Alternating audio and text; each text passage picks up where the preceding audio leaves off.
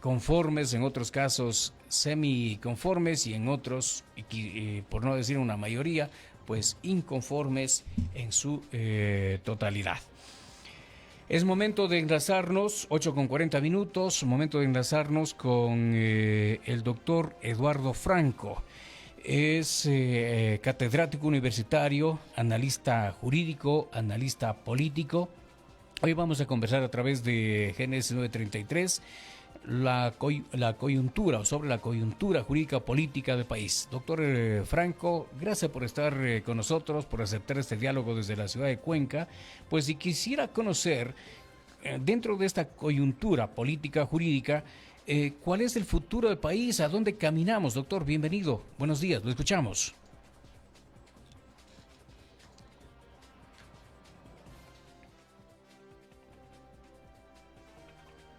Doctor, por favor, usted, su micrófono tendremos, Sí.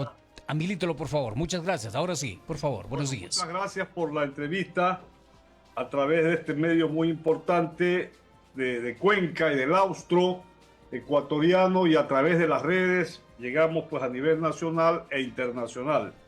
Bueno, ¿dónde va el país? Esa es la gran preocupación, porque se nota, se ve que la situación económica, social y política se mantiene igual de desastrosa desde el gobierno de Lenín Moreno, de Lasso, y actualmente vemos a un presidente que, si bien tuvo el apoyo en esta guerra contra la delincuencia organizada, los grupos de narcoterroristas, está perdiendo la batalla en la parte de orden social, porque vemos cómo permanentemente el gobierno nacional miente descaradamente y no está aplicando políticas públicas de ventaja y de beneficio para la gran mayoría de ecuatorianos.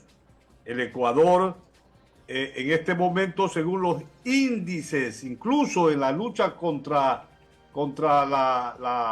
esta criminalidad organizada que nos ha mantenido en una inseguridad ciudadana espantosa, se dice, por ejemplo, que hay 9.000 personas detenidas, cerca de 9.000 personas detenidas, y esto no es verdad, porque caramba, si las cárceles hasta el mes de enero ya estaban hacinadas, con 9.000 explotarían las cárceles, y las cárceles que prometió Noboa construirlas no empiezan. Y obviamente el Ecuador supera en tasa de homicidios, según los últimos datos, Haití, que registró 8.008 personas asesinadas en el 2023.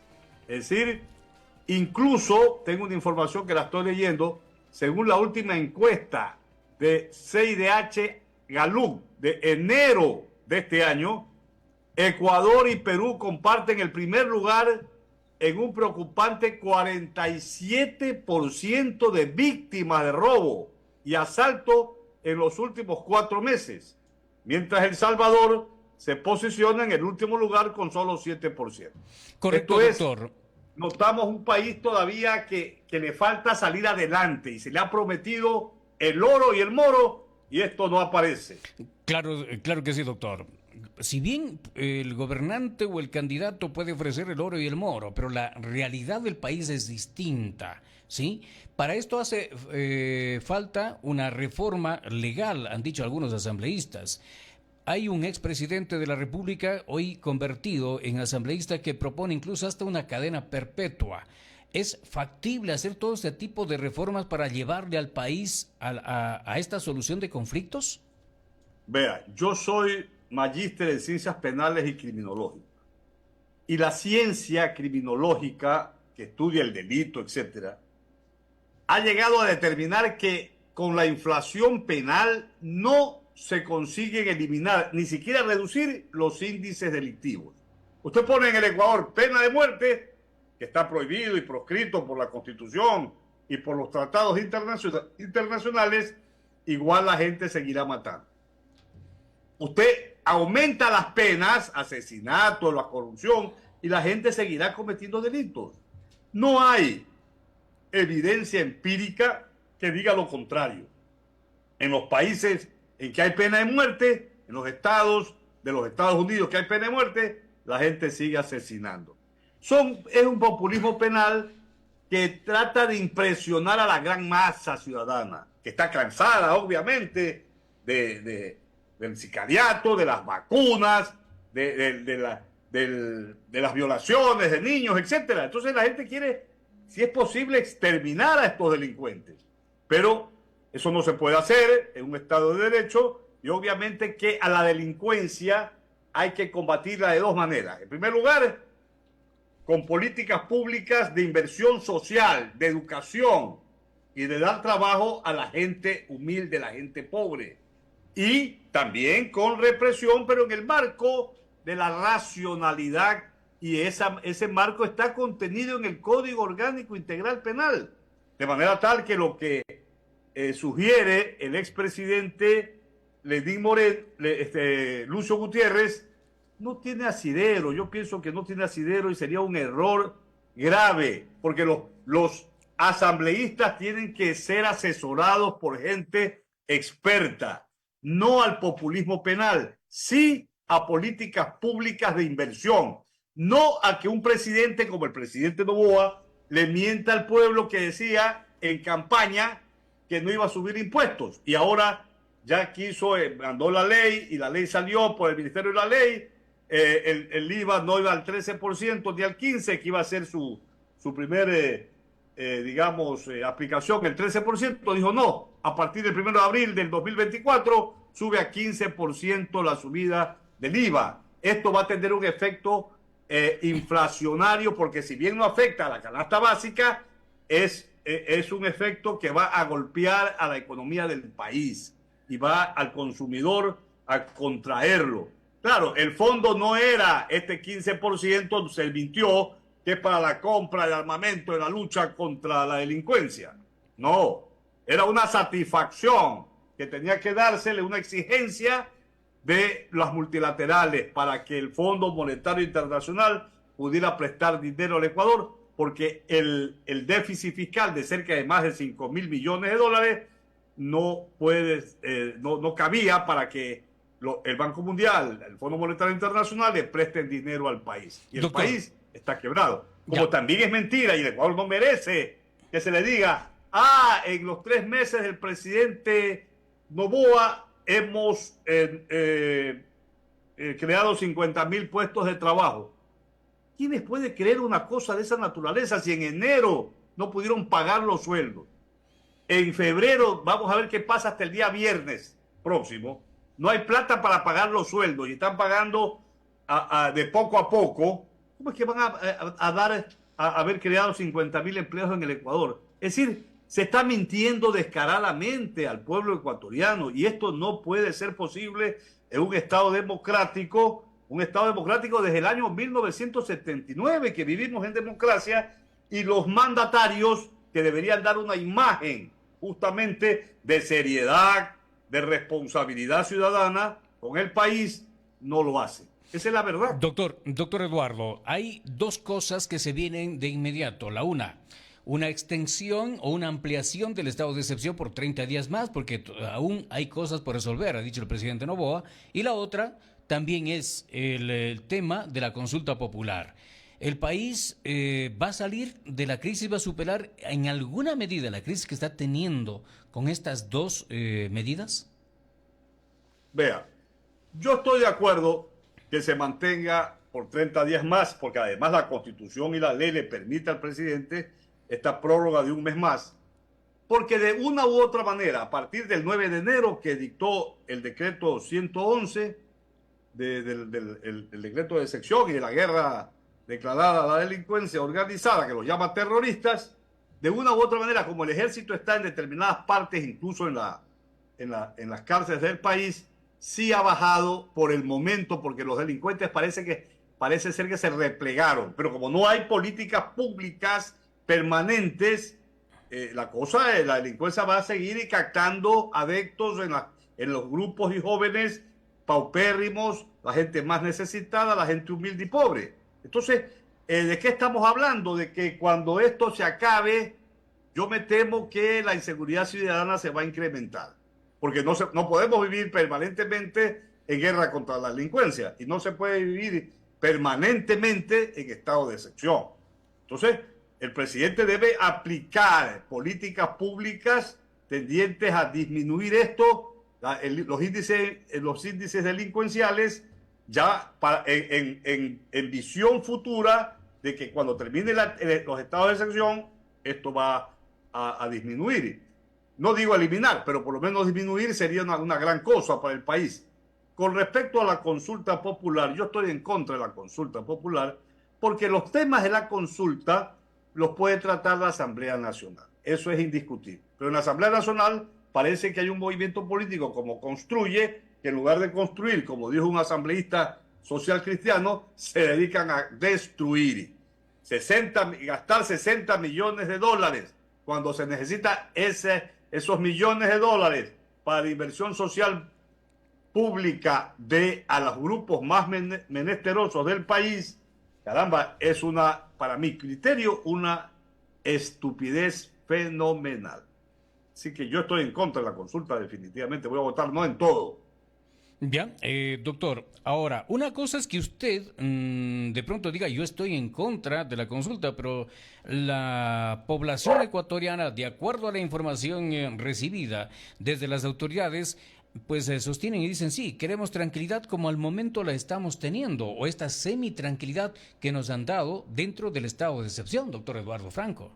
Bueno, el pueblo ecuatoriano tiene que madurar, tiene que reflexionar, y yo siempre digo que nosotros en democracia, con una incipiente ciudadanía no ilustrada, hay que respetar y acatar, digamos, cualquiera sea el resultado de esta consulta popular que se va a hacer, creo, en el mes de abril del presente año. Y bueno, vamos adelante, pero como ciudadanos todos tenemos derecho de opinar al respecto, ¿no?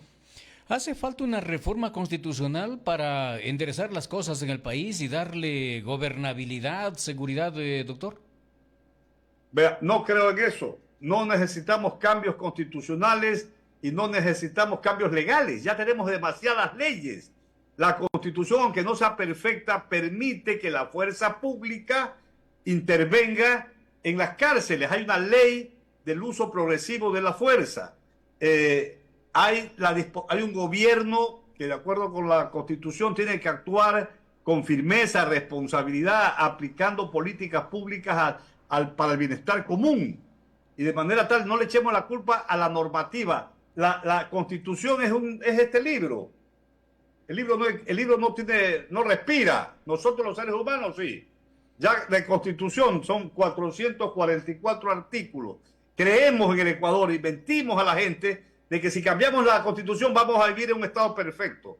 No. Somos seres humanos. La ciudadanía son seres humanos que necesitan políticas efectivas, concretas, de educación, de salud, de todo tipo de situación para que la sociedad en su conjunto pueda caminar y marchar. Con leyes no camina un país, con políticas públicas sí camina un país. Pero para aplicar la política pública también se necesitan leyes, doctor. Ya existen las leyes. Usted dígame, ¿dónde no tenemos leyes? Tenemos leyes suficientes. Tenemos leyes suficientes. Ahora creemos que subiendo de 28 años de cárcel a 50 años de cárcel se va a eliminar el delito. No es verdad. No es verdad. Poniendo pena de muerte se va a eliminar el delito. No es verdad. Eso se llama populismo penal. Eso se llama mentirle al pueblo ecuatoriano. Pero ¿cómo cambiar ese populismo penal, doctor? Porque en definitiva... No, es que los partidos, los movimientos y partidos políticos viven del electorado, pues. Entonces, como estamos en este año de elecciones, oponerse a esto, la gente cree que eso no da votos. Entonces, la gente se ilusiona pensando que si tú al violador le quitas 25 años y le pones 200 años, ya se acabó la violación. Y no es así. No es así. Yo digo, no hay datos empíricos, como dije anteriormente, sólidos, fundamentados, que establezcan que el aumento de las penas elimina el delito. Eso no existe en ninguna parte del mundo. Correcto. Ahora, ¿cómo también pedir a una asamblea, a los asambleístas, que le digan la verdad al país. Si usted habla de mentiras, que le digan la verdad al país, ¿es necesario? ¿No es necesario llegar a tener nuevas leyes, a hacer las reformas que se necesitan, o es únicamente cuestión de aplicación? A ver, muchas leyes necesitan actualizarse. Eso sí estoy de acuerdo. Las leyes tienen que mejorarse, actualizarse, tal vez corregirse. Para eso está el Parlamento. Lo que pasa es que a veces, no a veces, siempre en los congresos, en las asambleas, no solamente del Ecuador, de todos los parlamentos del mundo, del mundo democrático, liberal, los partidos y movimientos políticos juegan de acuerdo también a sus costumbres e intereses partidistas. Esta es una realidad humana. No podemos desmentirla. Pero yo pienso que en la medida en que haya un Estado cada vez más fortalecido por una racionalidad normativa y por medio de dirigentes políticos coherentes, llenos de principios, esto tiene que ir mejorando poco a poco porque forma parte de lo que se llama la evolución democrática. Tenemos que evolucionar democráticamente a entendernos entre partidos incluso que tengan posiciones ideológicas diferentes. Pero en nuestro país, el que es de un partido contrario al otro hasta se quieren pegar o darse de trompones. Y en un Estado democrático no debe ser así. Debe existir la tolerancia y el renunciamiento de muchos aspectos de lado y lado para que el país pueda salir adelante. Si no, vamos de tumbo en tumbo y vamos al fracaso, como hasta ahora ha ocurrido. Usted habla de una evolución paulatina, pero daría que lejos de tener esa evolución, en el Ecuador hemos retrocedido y al parecer lejos de dar 3 pasos hemos retrocedido 4, mi querido doctor. ¿Cómo ir cambiando esta realidad? ¿Qué es lo que sucede con nuestros gobiernos? Vea, que no se respeta el orden legal. Es verdad lo que usted dice, hemos retrocedido. Decimos por un lado que el Ecuador es un Estado democrático, un Estado soberano, y por otro lado también decimos que los derechos humanos hay que respetarlos, la Constitución es una Constitución garantista, etcétera, pero que no cumplimos esta normativa.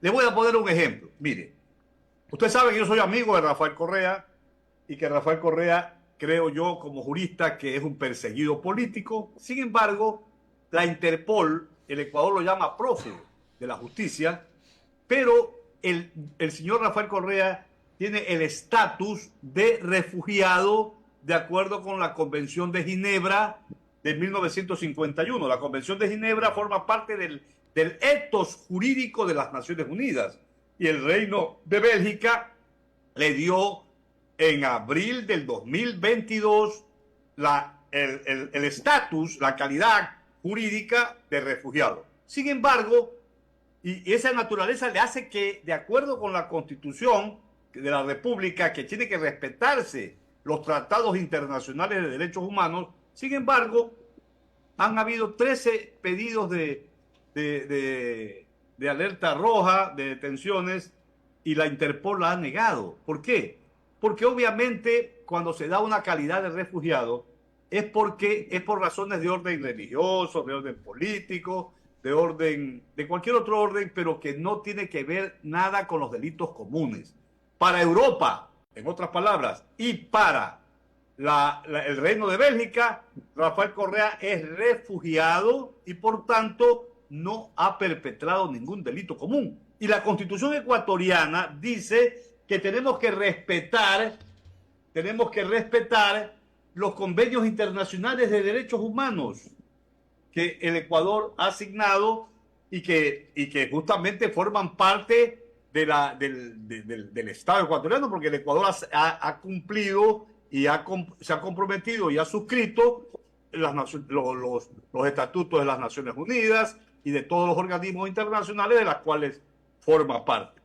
Dice, mire amigo, dice la Constitución ecuatoriana en su artículo número 3, si mal no recuerdo, que el Estado ecuatoriano garantiza sin discriminación alguna el efectivo goce de los derechos establecidos en la Constitución y en los tratados internacionales. Y la Constitución también explica que los derechos y garantías establecidos en esa Constitución y en los instrumentos internacionales de derechos humanos, Convención de Ginebra de 1951, serán de directa e inmediata aplicación, dice la Constitución, ante cualquier servidor o servidor público, administrativo o judicial, o de oficio o a petición de parte, porque tienen que aplicar la norma más favorable de interpretación, que favorezca justamente a la vigencia de esos derechos. Sin embargo, en el caso de Rafael Correa, la prensa, sus opositores políticos le dicen prófugo de la justicia. Si para las Naciones Unidas, para la Convención de Ginebra, el Estado belga le otorgó justamente, ante la persecución política, la calidad de el estatus de refugiado en abril del año 2022. Y la persecución contra Rafael Correa viene desde el año 2017. Ojo, pero claro, es todo un trámite, toda una secuencia de fundamentación muy sólida que el expresidente Rafael Correa presentó.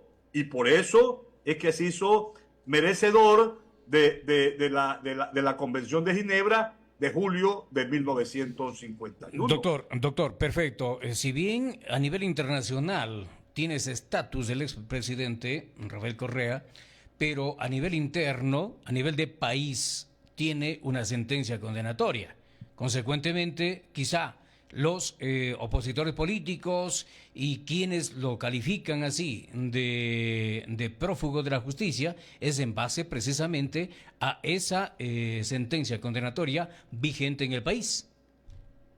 Claro, mire, obviamente existe esa sentencia, yo no la voy a desconocer, es una realidad y forma parte de la corrupción judicial, de los FERE, de la persecución judicial y política que Rafael Correa tiene desde el año 2017, empezaron con el caso Balda, etcétera. Pero mire, yo le quiero decir lo siguiente, esto puede deshacerse con un recurso de revisión, que no se necesita estas reformas, a mi juicio, estas reformas que se presentaron en Alcoig y que ha determinado que esté esto en suspenso y parecería ser que no hay los votos para que prosperen, porque quería meterse, se ha querido meter como una adicional de requisito del recurso de revisión las resoluciones de las comisiones de derechos humanos y de la Corte Interamericana de Derechos Humanos. No se necesita, a mi manera de ver, que el trámite de recurso de revisión de Rafael Correa, esa sentencia, el caso Soborno, sea anulada mediante recurso de revisión, porque mire, el artículo 426 dice, le voy a leer una parte, aquí tengo la Constitución, dice, los jueces y jueces, autoridades administrativas y servidores públicos aplicarán directamente las normas constitucionales y las previstas en los instrumentos internacionales de derechos humanos, siempre que sean más favorables a las establecidas en la Constitución, aunque las partes no los invoquen expresamente. Y los derechos consagrados en la Constitución y los tratados internacionales de derechos humanos serán de inmediato cumplimiento de aplicación.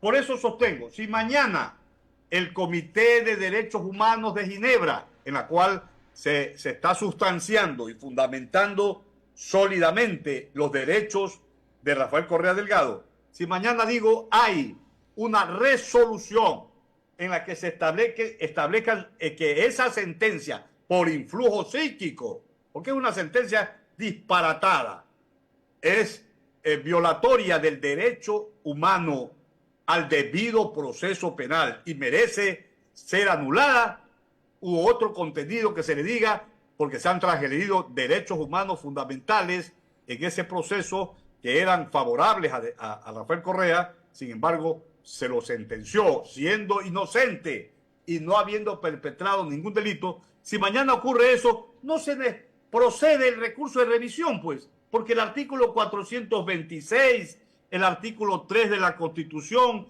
el artículo 11, numeral 3 de la Constitución de ecuatoriana lo respaldan, porque además el estatus de refugiado es determinante, porque la Convención de Ginebra del año 51, de la cual justamente le da el Reino de Bélgica la condición de refugiado a Correa, expresamente excluye el estatus de refugiado a las personas que hayan cometido un grave delito común.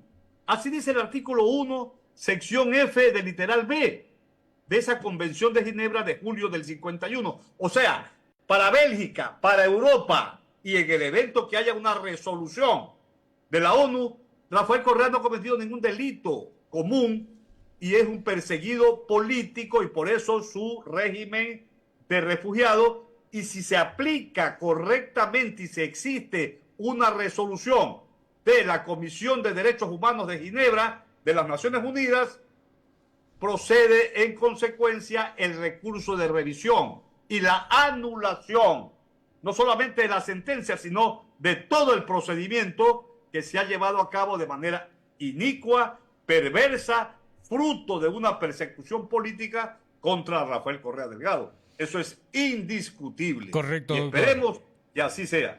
Correcto, doctor. Vamos a lo que es el tema de país, porque si no va a calificarse o va a considerarse que esta entrevista está únicamente como para analizar la situación del expresidente de la República, cuando es la coyuntura jurídica, política del país. Nos aproximamos a elecciones. Usted ha hablado de un populismo penal, ¿sí? Que estas únicamente serían para ir ganando votos prácticamente de algunos asambleístas para una reelección. Pero ya en el plano efectivo, pues, ¿cómo atender las necesidades del país cuando se dice que no hay recursos económicos y que por ello se tuvo que recurrir a incrementar el IVA en 3 puntos para tener recaudación y atender esas necesidades como educación, salud y el mismo tema de lo que es la rehabilitación social? A ver, especifique además con más concreción la pregunta. Siendo concretos, el país no tiene recursos económicos, por ello es que se ha subido el IVA para atender las necesidades que tiene el Ecuador: educación, salud y hasta la propia rehabilitación social. Me hago referencia a lo que es tema de cárceles. Correcto. A ver, el Ecuador necesita, el Ecuador está herido de muerte, hay un país prácticamente en bancarrota. El Ecuador necesita, como yo siempre lo he dicho, como en España hubo hace 40 años el Pacto de Moncloa, que todos los movimientos y partidos políticos hagan un pacto social tendiente a ponerse de acuerdo. Los principales líderes de este país, el presidente Noboa, el expresidente Rafael Correa, Jaime Nebot y cualquier otro líder de otro partido, deberían ponerse de acuerdo cómo sacar adelante la economía ecuatoriana y cómo avanzamos socialmente en implementar políticas públicas. Pero como esto parecería ser una utopía, porque no se ha dado y no creo que se dé lo más pronto, aunque lo exijamos, porque es necesario, yo pienso que la madurez que debe existir en los dirigentes políticos estriba en siempre presentar un proyecto viable de país, políticas programáticas en educación, salud, economía y también en seguridad ciudadana. El Ecuador sí tiene recursos, tiene que tener también recursos en el sentido no de fiscales, sino recursos en la empresa privada. Hay una empresa privada muy próspera. Los bancos ganaron millones, pero millones de dólares en los últimos años. Y todos tienen que contribuir al bien común en el Ecuador. Entonces, cuando hay esa participación, si los partidos políticos no son más que representación de los estamentos sociales y económicos del Ecuador, y si presentan planes no demagógicos, yo pienso que las cosas van a salir adelante. Pero de sostener, por ejemplo, que no voy a subir el IVA en campaña electoral, como hizo Noboa, gana una elección y hace lo contrario, eso está mal, pues. Porque no se puede mentir. El país, la sociedad, la ciudadanía tiene derecho a ser informada eficazmente, sin mentiras. La mentira desinforma y quiebra los valores morales del país. Pero eso doctor, debe terminarse. pero doctor, hay situaciones que de pronto van dándose ya cuando se dan los hechos. Es decir, una cosa es ser candidato a la presidencia, otra es ser presidente electo en donde recibe la información y le dicen todo está bien, y otra es cuando ya está presidente en funciones, en este caso del presidente Noboa, y se encuentra con otra realidad. Yo no creo esa situación. Eso se da en términos cuando el candidato no conoce la realidad nacional. Un candidato a la presidencia debe saber la realidad nacional. Pueden haber pequeñas variantes, pero no, un candidato a la presidencia debe saber los datos, por ejemplo, del déficit fiscal. Debe saber datos de cómo está la situación carcelaria. Debe saber los datos en salud, cuántos hospitales hay en el Ecuador, cuál es el presupuesto de salud, cuál es el índice del desempleo. Son datos que no solamente los maneja el gobierno, los maneja, los ítems están en el Banco Mundial, están en los datos oficiales que están en Internet de las páginas del gobierno. Entonces, claro, podrán haber ciertas situaciones concretas que a veces escapan a los datos, pero no puede ser que le digan una cosa y después le digan lo contrario. No, eso no es posible. Eso lo llevan ciertos políticos neoliberales que dicen, Osvaldo Hurtado dijo hace unos días que se presentó, un político tiene que responder a la realidad y no a lo que ha dicho en campaña. Eso es totalmente terrible, ¿no? Terrible. Doctor, tenemos 2 minutos finales para la entrevista, por favor, siempre agradeciendo por su tiempo y por esa deferencia para Radio Génesis 933, acá en la ciudad de Cuenca. ¿Qué le espera al Ecuador luego del estado de excepción? Esa es la gran interrogante. ¿Quedaremos con esta relativa tranquilidad o qué es lo que podría ocurrir? Vea, yo siempre soy optimista. Ojalá al Ecuador le espere una etapa de tranquilidad. Ya estamos cansados, al menos yo vivo en Guayaquil, cansado en el Ecuador, de que haya un estado de inseguridad tal que no podemos salir ni a la esquina, porque el sicariato, las vacunas, el estado de miedo y de zozobra hizo crisis el 9 de enero cuando estos maleantes ingresaron a TC Televisión. Pero bueno, ojalá que esto cambie. Pero yo dudo mucho porque no veo políticas públicas efectivas de reinserción social, no veo políticas públicas en materia de educación, no veo en materia de salubridad, veo mucha migración, la juventud quiere emigrar del Ecuador, salir del Ecuador, y eso es desalentador realmente. Correcto, doctor. Muchas gracias por su tiempo, por sus valiosos puntos de vista para los oyentes de Génesis acá en el austro del país. Un buen día. Gracias. Gracias al doctor Eduardo Franco, catedrático universitario, con quien hemos conversado sobre la coyuntura jurídico-política del país. Las 9:13 minutos, 9:13 minutos. Seguimos con más información junto a ustedes, amigos oyentes. También tendremos otros invitados pues en los siguientes minutos. ¿Me permite una rápida pausa, mi estimado Tiago?